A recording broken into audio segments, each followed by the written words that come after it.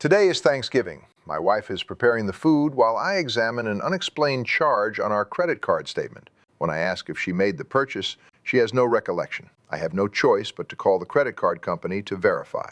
Before setting off to my parents' house, our three children, who all work at the same mashed potato shop, were arguing incessantly on the journey about who should resign after the boss suddenly announced he needed to let one person go. Their bickering left my head buzzing. At the toll booth, I suggested paying for the car behind us too. On Thanksgiving, I wanted to spread kindness and my wife agreed. Once on the motorway, the car pulled up behind us. I waved, but they drove off without so much as a glance. Then I realized we were nearly out of petrol. I hurried to the nearest petrol station, but my credit card had been canceled, so I couldn't use it. I plucked up the courage to beg the attendant for help. Someone nearby looked like they might assist, but they just jumped the queue to pay. Infuriating. Suddenly, my daughter's eyes lit up. She spotted a branch of the mashed potato shop where they worked ahead and suggested we might be able to get an advance on their wages. The three children dashed inside for ages, returning with a pile of coins. After finally refueling and getting back on the road, we recognized the car that had been behind us at the toll booth and deliberately honked to greet them.